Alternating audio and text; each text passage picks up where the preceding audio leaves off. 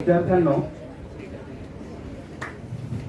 पर्यावरण असा शब्द उच्चारला की लगेच आपण म्हणतो पर्यावरण का. ठीक आहे, मग याचा आणि आपला काही काळीचाही संबंध नाही आणि आपण लगेच त्या विषयाकडे दुर्लक्ष करतो. आपला दररोजचा दैनंदिन अनुभव बरोबर आहे.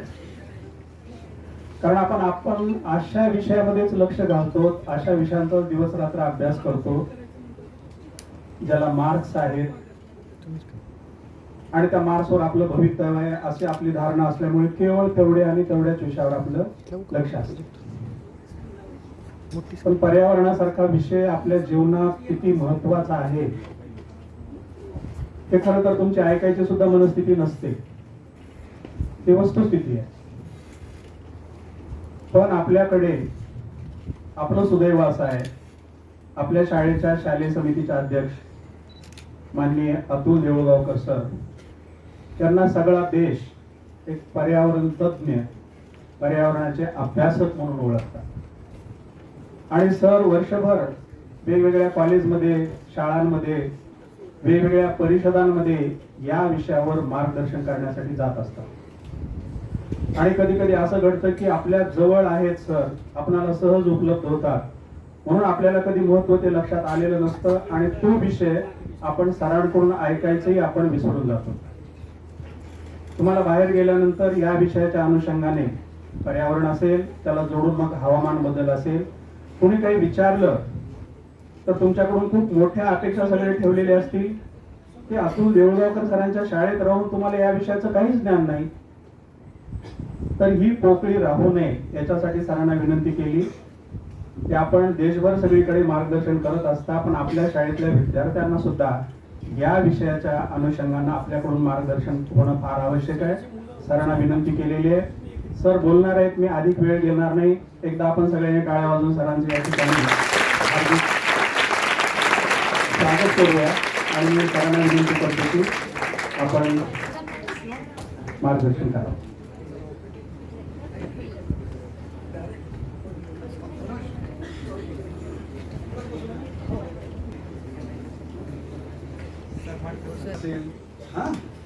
कदाचित पोस्ट ग्रॅज्युएटसाठी तुम्ही परदेशी असाल किंवा देशातल्या महत्वाच्या संस्थेत असाल आणि बहुतेकांनी तुम्ही डॉक्टर किंवा इंजिनियर पेक्षा वेगळं काहीतरी विचार केलेला असेल.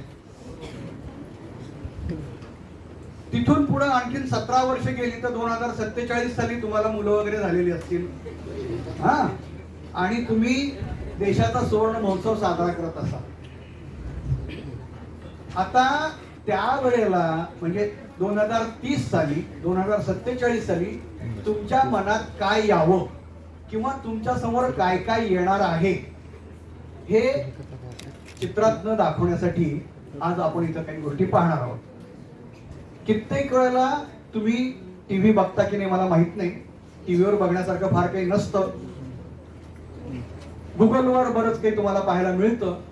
पण आपल्या आजूबाजूला राज्यात, देशात, जगात काय घडतं, काय घडणार आहे, वैज्ञानिक काय करतायत, कलावंत काय करतायत आणि तुम्हाला काय काय करता येण्यासारखं आहे, का करता येण्यासारखं आहे, मी विचार कसा करावा, का करावा, अशा काही गोष्टी तुमच्या समोर ठेवणार आहे. त्यातलं जे तुम्हाला बरं वाटतं ते घ्या, बाकीचं सोडून द्या. पण निदान हे तुमच्या डोक्यात काही चित्र राहतील. शब्द आपल्या डोक्यात राहत नाही, चित्र मात्र आपल्या डोक्यात नक्कीच राहतात. तर त्या दृष्टीने आपण आता काही चित्र पाहायला काय करू नका.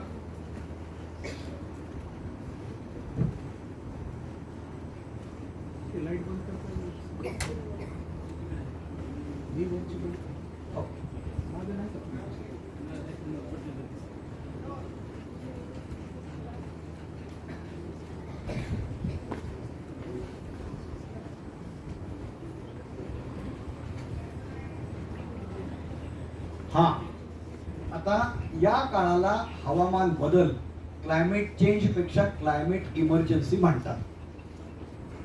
ही चित्र आपल्या मराठवाड्यातलीच आहे. कदाचित आपल्याला पाण्याचा एवढा त्रास होत नसेल, पण खेडोपाडी काय पाण्याचे हाल आहेत. आणि तुम्हाला एक गंमत माहित आहे का, पाणी आणायला मुलींनाच पाठवतात. का माहितीये का, खेडेगावामध्ये समजा काही त्रास झाला आणि मेलं तर मुलगी मरावी, मुलगा मरू नये. तुम्ही खात्री करून विचारून घ्या, मुली मरतात. बीड जिल्ह्यामध्ये दरवर्षी किंवा 20 शाळेतल्या मुली, कारण काय होणार आहे मला सांगा, अशा विहिरीमध्ये त्यांना उतरवलं जातंय. या गोष्टींचा आपण विचार करायला, ह्या थेट आपल्याशी संबंधित आहेत. मराठवाड्यामध्ये पाणी कमी आहे, उन्हाळा आहे, पाऊस कमी झालाय, तर सगळ्यात हाल कोणाचे होतात, तर मुली आणि बायकांचे होतात. मग तुमच्या डोक्यात आलं पाहिजे की यांचे प्रश्न आपले आहेत का, आपण काही करू शकतो का, अशा काही गोष्टी तुम्हाला दाखवायच्या. पुढे तर हे बघा, स्वच्छ पिण्याचं पाणी नसल्यामुळे काय काय होऊ शकतो. आपण किती नशीबवान आहेत, आपल्याला स्वच्छ पाणी मिळतं, शाळेमध्ये मिळतं, घरी पण मिळतं. मग मला काही करता येईल का या मुलींसाठी, या मुलांसाठी. हा परदेशातला आहे, ही दुसऱ्या राज्यातली आहेत मुली. हवामान बदल म्हणजे काय, एकीकडे पूर्णपणे म्हणजे 2016 साली लातूर मराठवाड्यामध्ये पेरणीच झाली नव्हती, पाऊसच पडला नाही. याला लहरी हवामान म्हणतात. तेव्हा तिकडं अशी अवस्था होते आणि इकडं अशी अवस्था होते. तर आपण, मी वेगवेगळे मुद्दे जसं सुचेल तसं सांगत जाणार आहे. तुम्हाला जे वाटतं ते बघा. पृथ्वी, जरा किती शब्द आहेत संस्कृत मध्ये. तर पृथ्वी म्हणजे काय, तर पसरलेली. धरा म्हणजे धारण करणारी. गुरवी म्हणजे वजनदार, एवढी नाव आहेत संस्कृत भाषेमध्ये. उर्वी म्हणजे विशाल. क्षमा म्हणजे सहन करणारी. अशी बहुगुण संपन्न पृथ्वी जी आहे ना, ती इतके वर्ष, कोट्यावधी वर्ष, अब्जावधी वर्ष का टिकून राहिली, तर तिच्या या सगळ्या गुणांमुळे. पण ते सगळे गुण आता हळूहळू नष्ट होत चाललेले आहेत. तुम्ही मोठे व्हाल, तुम्ही 50 वर्षाचे व्हाल, तोपर्यंत काय होऊ शकतं याचा अंदाज देण्यासाठी ही पृथ्वी धोक्यात आली आहे असं वैज्ञानिक सांगतायत. ते का, तर आपल्या शरीराची तब्येत कशी बघतो आपण, टेम्परेचर, पल्स, बीपी आणि इतर बघून मानवी तब्येतीचा अंदाज येतो. पृथ्वीची प्रकृती कशी तपासायची, तर बायोडायव्हर्सिटी, जैवविविधता किती आहे, जंगल किती आहे, किती प्रकारच्या वनस्पती, किती प्रकारचे प्राणी पक्षी, जलचक्र, वॉटर सायकल कशी आहे, आणि विविध वायूंचं चक्र, ऑक्सिजन, नायट्रोजन, ह्या सगळ्या वायूंचं चक्र, बर्फ, दोन्ही ध्रुवांवरचे बर्फ, हिमालयावरचं बर्फ, हिमालयाला 3रा ध्रुव म्हणतात. हे सगळं चक्र कसं आहे यावर पृथ्वीची तब्येत अवलंबून आहे. जगातल्या वैज्ञानिकांनी एकत्र येऊन, आणखी एक महत्वाची गोष्ट लक्षात घ्या, पर्यावरण आणि हवामान बदलाचे प्रश्न हे सगळ्याच्या पलीकडचे, ते जगाचे आहेत. आणि जग याचा विचार करतंय का, याच्याबद्दल आपण नंतर बघू. म्हणजे मी, माझी जात, माझा धर्म, माझं राज्य, माझा देश याच्या पलीकडे जाऊन विचार करायला लागतो, तर आपण वाचणार आहोत. तर जगातले अतिशय वेगवेगळ्या स्पेशलाइज्ड ब्रांचेस म्हणतात, म्हणजे ग्लेशियर्स, हिमनद्या, यातले तज्ञ, असे वेगवेगळे तज्ञ होऊन अर्थ कमिशन, पृथ्वीचा आयोग केलेला आहे चालू. आणि त्यांचं हे गेल्या वर्षीचा अहवाल आहे की पृथ्वीची तब्येत धोक्यात आलेली आहे. हे आता आपल्याला मी तेच सांगितलं. आणि सध्या उष्णतेची लाट कशी, याच्याकडे आपण जातोय. आधी आपल्याला पटकन वेदर आणि क्लायमेट म्हणजे काय हे पटकन लक्षात घेऊ. वेदर हे कमीत कमी काळातलं असतं, म्हणजे आजचं उद्याचं. क्लायमेट हे दीर्घ काळाचं असतं. आता हे आपल्या बाबतीत कसं बघायचं, आपली जी सवय आहे त्याला म्हणायचं वेदर.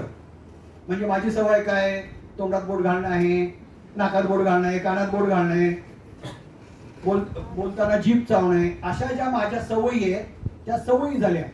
आणि माझा स्वभाव, मी तापट आहे, मला राग येत नाही, हा माझा स्वभाव म्हणजे climate.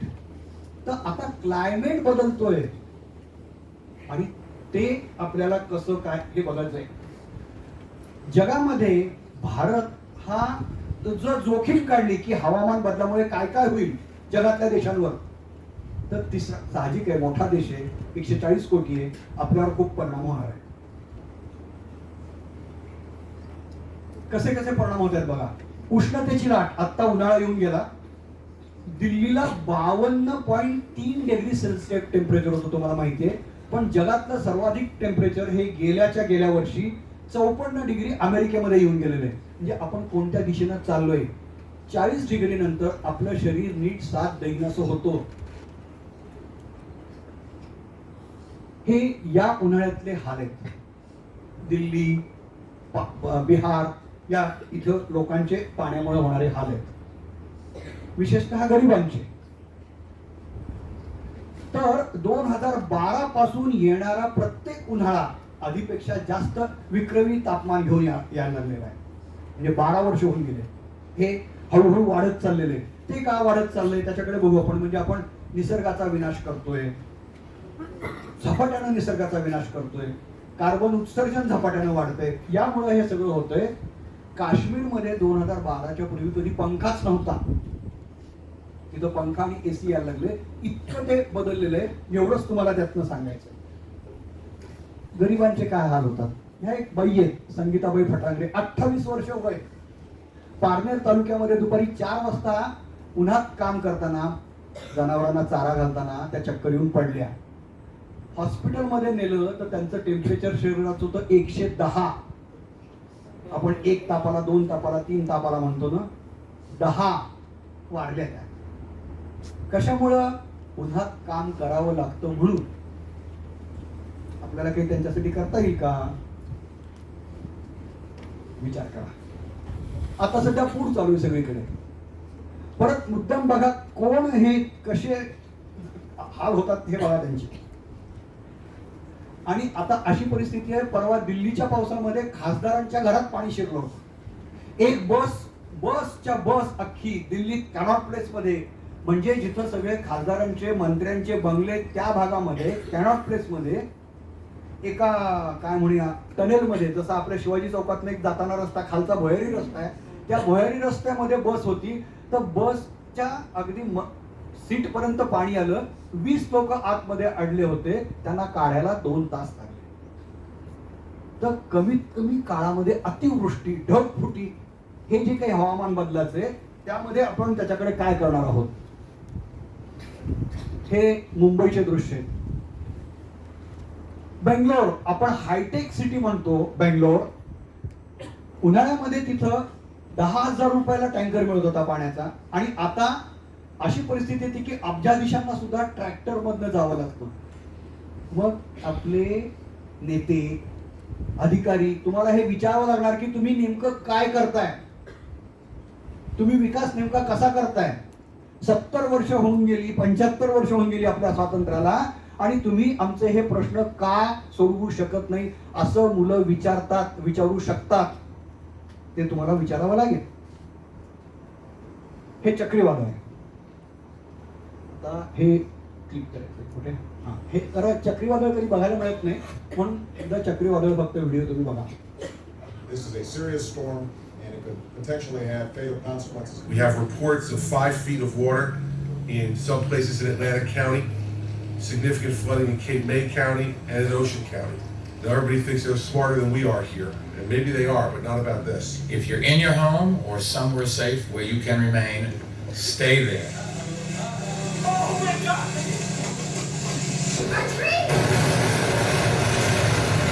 We have major concentration going up the block. The small stuff, 5 buildings, 3 of them collapsed. Stay indoors and certainly away from the parks, the beaches, the boardwalks, piers, and seawalls. In Midtown, a crane. थोडक्यात दाखवतो तुम्हाला, वेळ खूप कमी असल्यामुळे मला अनेक गोष्टी दाखवायच्यात म्हणून. हे 2 ध्रुव आहेत आणि ते 2 ध्रुव कार्बन उत्सर्जन वाढलं, त्यामुळे तापमान वाढलं, म्हणून 2 ध्रुव वितळायला सुरुवात झाली आणि आपला हिमालय सुद्धा. तर हे त्याचे काही फोटो आहेत.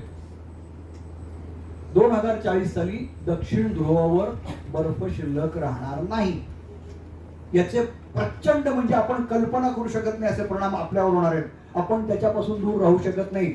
लक्षात घ्या, सीमा या भूगोलातल्या आहेत, वातावरणातल्या नाही आहेत. पाण्याला सीमा नाही, हवेला सीमा नाही. आपल्याला वाटतं कधी कधी की युद्ध झालं तर बॉम्ब टाकून द्यावा. बॉम्ब टाकला, अमेरिकेने कुवेतवर बॉम्ब टाकला, काळे ढग निघाले, तिथनं नेपाळवर येऊन नेपाळवर ऍसिडचा पाऊस पडला होता. लक्षात घ्या, आपण सुटे नाही आहोत. मलेशियामध्ये, इंडोनेशियामध्ये जंगलाला आग लागली तर सिंगापूरचं पूर्ण ट्रॅफिक जाम झाला होता धुरामुळे. हे आपण लक्षात घेतलं पाहिजे.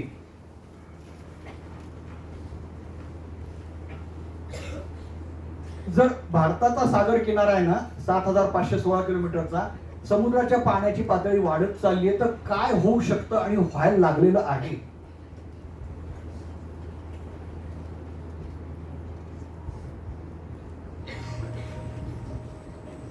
समुद्राची पाण्याची पातळी वाढल्यामुळे ओडिसामधले 6 गावं गायब झाले. 1,382 islands.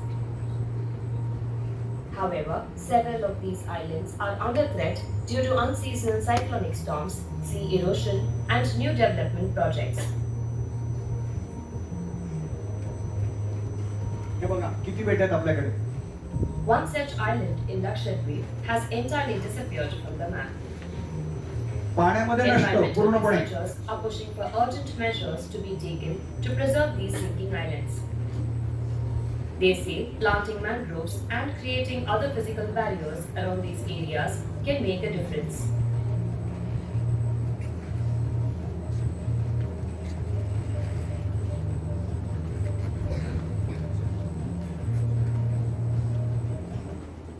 अशी बेट पॅसिफिक महासागरामध्ये अशी 52 बेट आहेत. तिथले लोक म्हणतात आम्ही जायचं कुठं. दुसऱ्या देशात, आता आपल्याकडचं बांगलादेश आहे, मालदीव आहे, हे 2040 पर्यंत कदाचित संपतील. आणि आपल्याकडं बंगाल मधलं सुंदरबन, ओडिसामध्ये एक सातबाह्या नावाचं गाव आहे, 7 भाऊ म्हणून 7 बाया, त्यातले 6 गावं गेले पूर्णपणे पाण्यात. फोटो बघा तुम्ही, एका ठिकाणचं तर हातपंप आहे, तो वर दिसतो फक्त तेवढाच, बाकीचा सगळा भाग पाण्यात गेलाय. हे सगळे बदल हे हवामान बदलामुळे होत आहे. समुद्रामध्ये काय होतं बघा, कार्बन डायऑक्साईड जातो कुठं, तर कार्बन डायऑक्साईड 30% समुद्र शोषतो, 30% वातावरणात राहतो आणि 30% जंगल शोषून घेतो. समुद्रात जो जातो त्यामुळे समुद्रामध्ये ऍसिड तयार होतं, कार्बोनिक ऍसिड. त्यामुळे समुद्राचं तापमान वाढतं, म्हणून समुद्र नको तेव्हा तापून नको तेव्हा पाऊस पडतो. ही सगळी चक्र आहेत, हे लक्षात घ्या. आता त्यामध्ये काय होतंय, एक ह्याला कोरल म्हणतात. हे कोरल नष्ट होत आहेत. जरा एकदा समुद्राखालची दुनिया थोडीशी पटकन बघून घ्या. कधी बघायला मिळत नसेल असं वाटतं, पण तुम्ही बघा जरूर. हे सगळं नष्ट होणार आहे काही दिवसात, ऍसिडिफिकेशन ऑफ ओशन्स मुळे.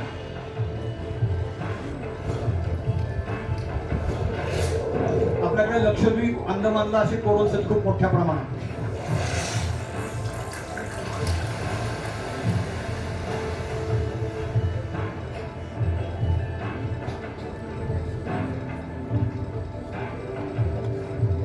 त्याच्यापासून प्रचंड फायदा होतो, पण फक्त पैशाचा विचार करून सगळं नष्ट केलं तर काय होईल.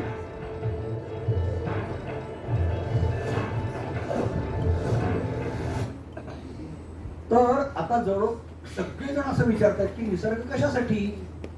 मग हे वैज्ञानिक सांगतायत, तसं कलावंत पण सांगतायत. हे काही कलावंतांनी केलेलं चित्र आहे की आता तुम्हाला निसर्ग वाचवावा लागेल तुमच्यासाठी, तुमच्या पुढच्या पिढ्यांसाठी. तुम्ही असं म्हणा की आमच्या आधीची पिढी फार पैशाची लोभी होती, त्यांनी आमच्यासाठी काही ठेवलं नाही, शुद्ध हवा नाही, शुद्ध पाणी नाही, शुद्ध शहरं नाही. हे तुमच्या आधीच्या पिढीने म्हणजे आधी केलेलं आहे. आम्ही त्याला जबाबदार, आम्ही गुन्हेगार आहोत तुमचे, हे लक्षात घ्या. पण तुम्ही होऊ नका हे सांगण्यासाठी तुम्हाला हे सगळं आहे. हे कोणत्या देशातले असतील. हा, युगांडा, आणखी पटकन आफ्रिका, साऊथ आफ्रिका. अजूनही कोणी वेगळं काही वाटतंय. हे भारतातले, हे अंदमान निकोबार मधले आदिवासी आहेत. यांचा माणसांशी संपर्क आलेला नाही अजूनही आहेत. जारवा सर्च टाकून बघा, अंदमान निकोबार मध्ये वर्षानुवर्ष या स्थितीत राहणारे आदिवासी आहेत, ज्यांना भाषा येत नाही, ज्यांना बाकी काही माहित नाही, शिकार करून खातात. त्यांची प्रजाती संपत आलेली आहे, पण ती टिकवली पाहिजे असं संयुक्त राष्ट्रसंघाचा आग्रह आहे. हे बघा, हे आहेत ते काय पद्धतीने जगतायत. हे उपग्रहावरून त्यांचे घेतलेले चित्र आहेत. मी यापैकी काही बेटांना दुरून गेलेलो आहे 1992-93 साली, आणि दुरून हे सगळं पाहिलंय. आतमध्ये जायचं नसतं. त्यांना असं वाटतं बाहेरनं कोणी आलं की ते आपल्याला मारायला आले. तुम्हाला हे माहिती आहे ना, आपण कारने निघालो मोटारीने तर कुत्रे भुंकत येतात का, तर त्यांना कळत नाही हा कुठला प्राणी आलाय, म्हणून ते मागे येतात नवीन प्राणीला. तसं बाहेरून कोणी आलं तर ते आपल्याला मारायला आलेत असं वाटून ते बाण घेऊन तुम्हाला मारायला लागतात. त्यांच्याकडे बाणच आहे, बंदूक बिंदूक नाहीये.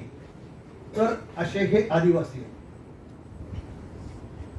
आता या ग्रेट निकोबार मध्ये आतापर्यंत जवळजवळ 9,64,000 एवढी वृक्षतोड झालेली आहे. तिथं अजूनही 4 कोटी झाडं तोडली जाणार आहेत.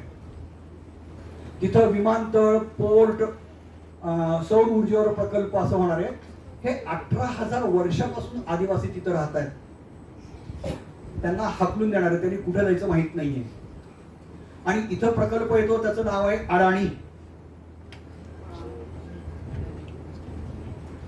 2018 ते 2023 पर्यंत हे छत्तीसगड मधलं 6,68,000 हेक्टरवरचं जंगल नष्ट केलेलं आहे.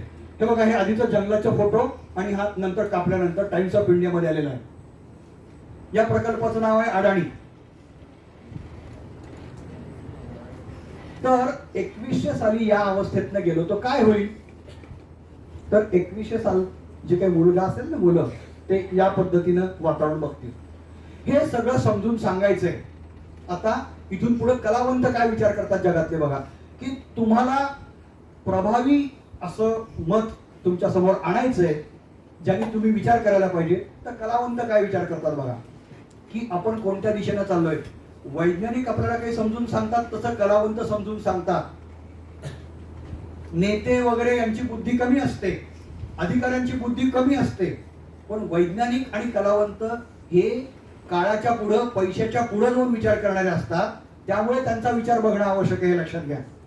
म्हणजे असं सांगायचं तर पैशाला न जुमानता, पैसा हा किरकोळ असं मांडणारे कोण कोण असू शकतं, तर एक आपली आई असू शकते प्रेम करणारी, किंवा निसर्ग असू शकतो, प्राणी असू शकतात. आणि हे असे वैज्ञानिक आणि कलावंत असतात. ते काय विचार करतात ते बघा.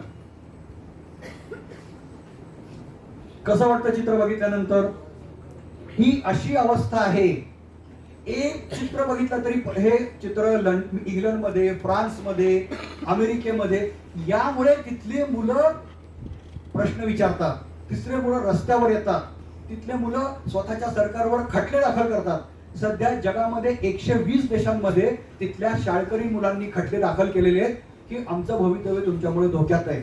यातली एक मुलगी जी 9वीत असताना जिने इतिहास घडवला, तिचं नाव होतं ग्रेटा थनबर्ग. हे बघा, मी नाव लिहिलेलं आहे आणि त्यांनी काय काय काय दाखवतायत निसर्गाचा विनाश तेही तुम्हाला दाखवायचं आहे. म्हणजे जंगल नष्ट केल्यामुळे प्राण्यांनी जायचं कुठं, तर या पद्धतीचा हा विचार तुम्ही फक्त काय काय विचार करतात याला इमर्सिव्ह टेक्निक म्हणतात. म्हणजे असं की हा समजा हॉल आहे, तर याच्या चारी भिंती, छत, आणखीन फरशा या सगळीवर तुम्हाला चित्र दिसेल, संगीत असेल. या सगळ्याचा एक एकत्र परिणाम आपल्यावर होतो. म्हणजे आपण त्याच्यामध्ये बुडून जातो. अशा ह्याच्यामध्ये जर जंगल विनाश दाखवला तर मुलं विचार करायला लागतात की मला नेमकं काय करायचं आहे. याला कला म्हणतात. तुमच्या आजूबाजूला जी हॉलमध्ये चित्र दाखवली आहेत ना, ती तुम्ही विचार करावा म्हणून दाखवलेली आहे. तुम्ही तसे चित्र करावेत म्हणून दाखवलेली आहेत. त्या पद्धतीने काही आविष्कार तुम्हाला आता दिसतील.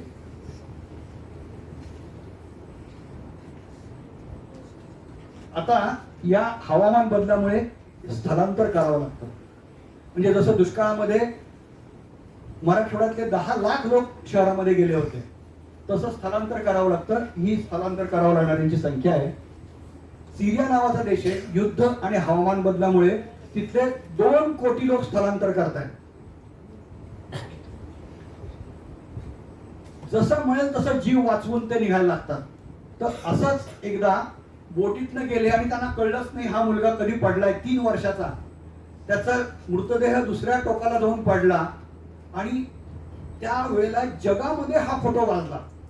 असे फोटो फार क्वचित असतात की ज्यांनी जगाची झोप उडवली जाते.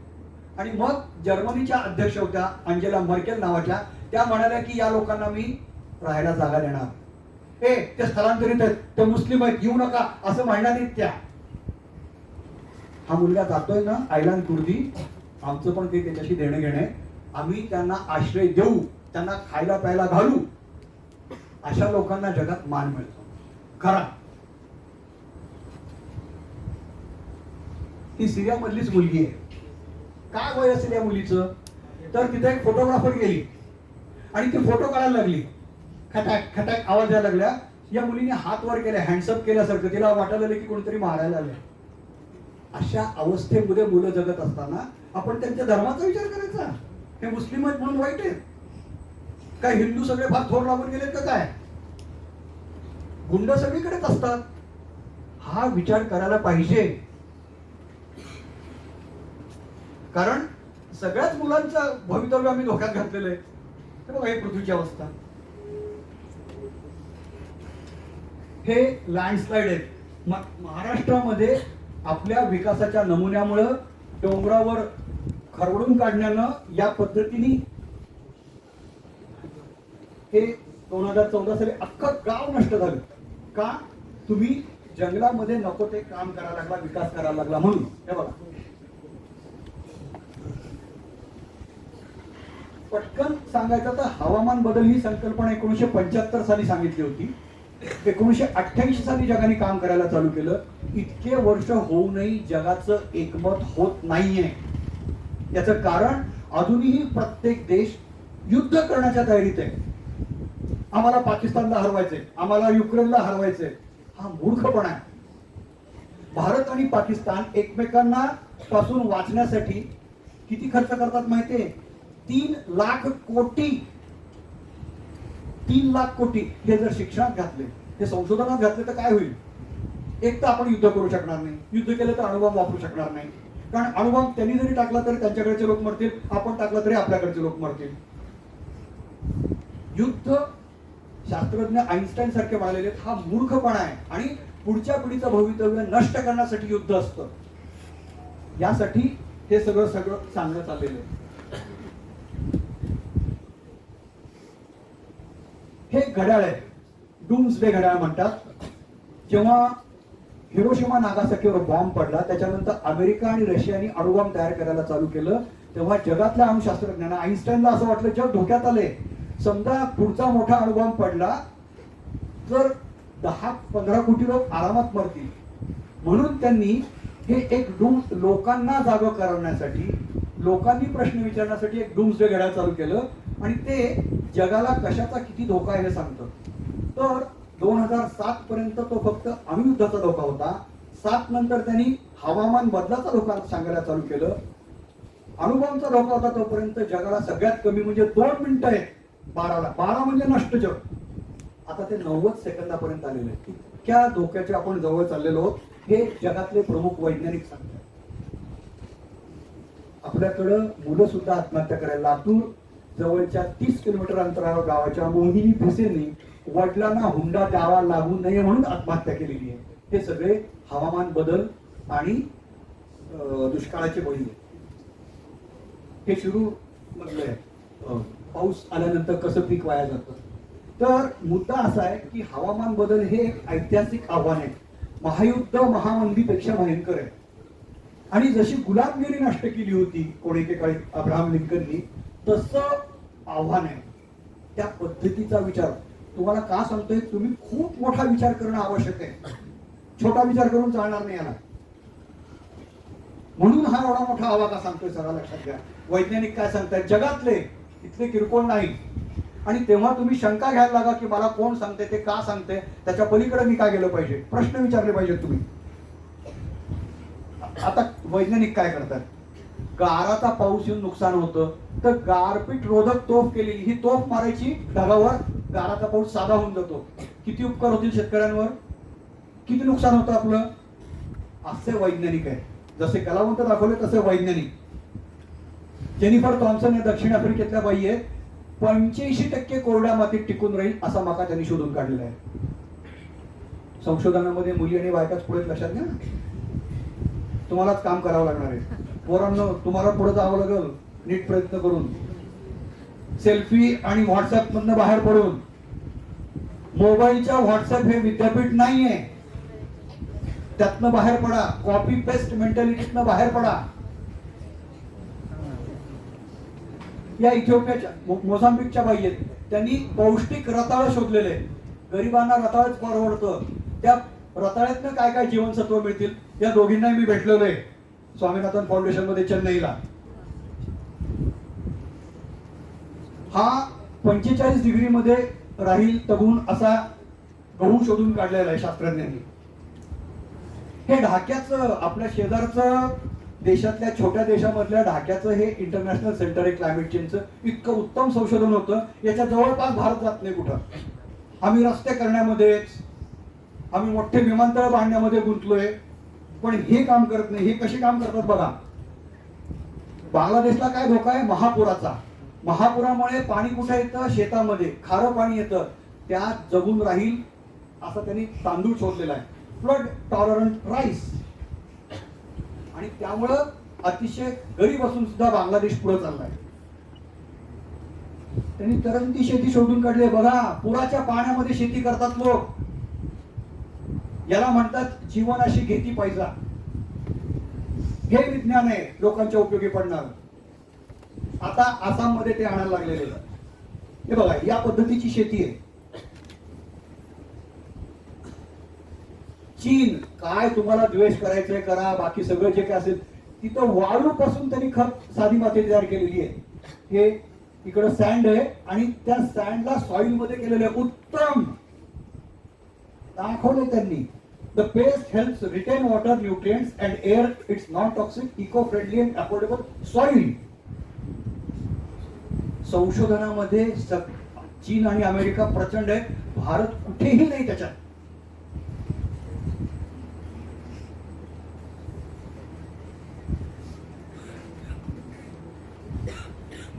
आता स्वामीनाथन ज्यांना गेल्या वर्षी भारतरत्न दिलं, ज्या वर्षी वारले, 7 ऑगस्टला त्यांचं जन्मशताब्दी वर्ष चालू होते. त्यांनी काय केलं होतं माहित आहे?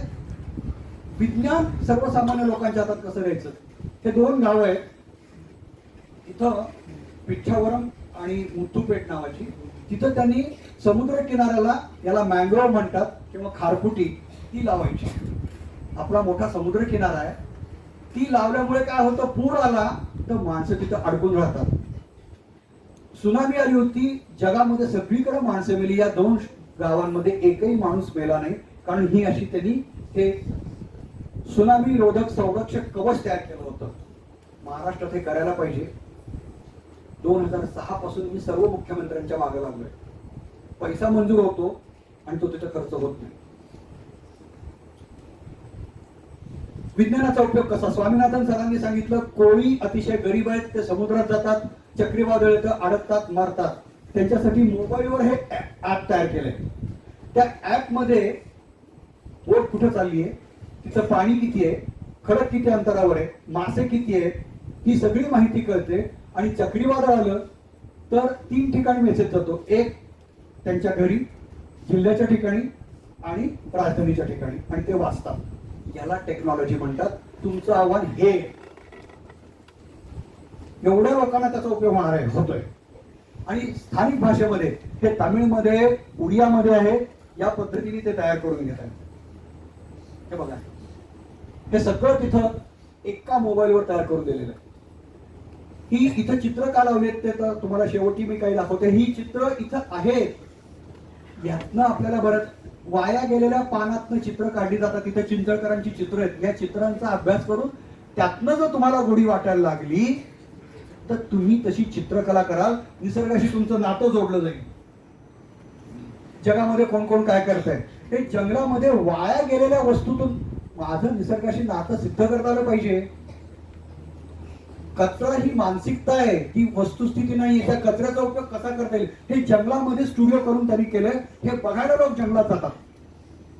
हे जगातले काही महत्वाच्या गोष्टी तुम्हाला दाखवायच्या. काय काम आहे हे. हा बॅलन्स कसा साधता येईल?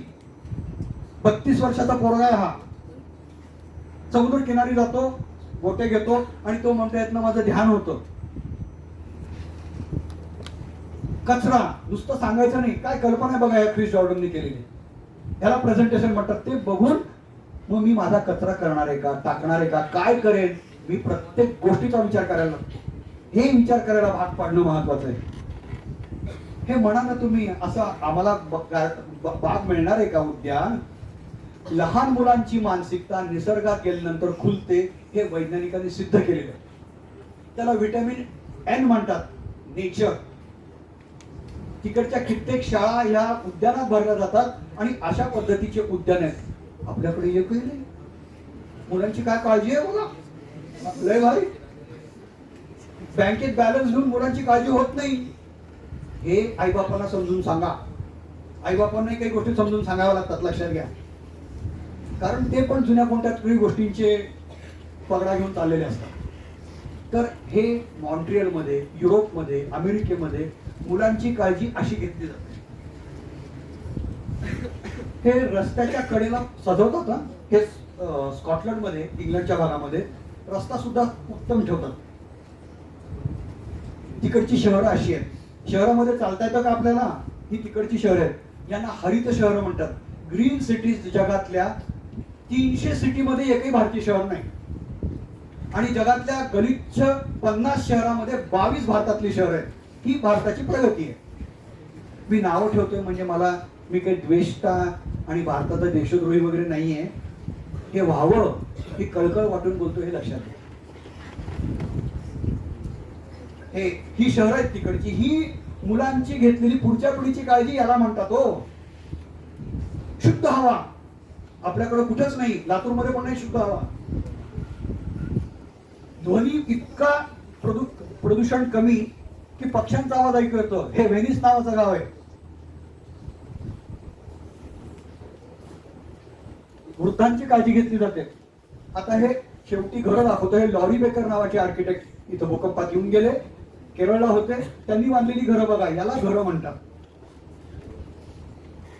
मुंग्याच्या वारुळातनं हे असं घर तयार, याला बायो आर्किटेक्चर म्हणतात. मुंग्याच्या वारुळासारखं घर तयार केलं जातंय. हे हरारेमध्ये. हे अमेझॉनचं ऑफिस आहे. पक्ष्यांच्या घरट्यासारखी घरं, याला बायो आर्किटेक्चर म्हणतात, न्यूरो आर्किटेक्चर म्हणतात. तुम्ही असा काही विचार करणं आवश्यक आहे आत्तापासून. फक्त मेडिकल इंजिनिअरिंग म्हणजे करिअर नाही. तर पर्यावरण म्हणजे एन्व्हायरमेंटल प्रत्येक गोष्टीत तुम्ही पर्यावरणाचा विचार करू शकता. समाजशास्त्र, अर्थशास्त्र, सायकोलॉजी, व्हॉट एव्हर, या सगळ्याला एकत्र आणून आपल्याला म्हणजे तुम्हाला असं काही घडवायचंय. अशा पद्धतीने म्हणजे बुद्धिमत्ता ही फक्त एकच नसते. बुद्धिमत्ता सामाजिक असते, सोशल इंटेलिजन्स. भावनिक असते, इमोशनल इंटेलिजन्स. म्हणजे माझ्या भावना मी कसा व्यक्त करते. आणि तशी ती पर्यावरणीय असते. मी किती नासाडी करते. या सगळ्याचा विचार तिकडं शाळकरी मुलं करतात. आपल्या देशाचं हे चाक असं अडलेलं असतं, त्याला ढकलावं लागतं. हे ढकलण्यात तुम्ही पुढे याल आणि 2030 साली आम्ही असं काही करायला लागलो असं आम्हाला सांगाल. यासाठी तुम्हाला शुभेच्छा. धन्यवाद.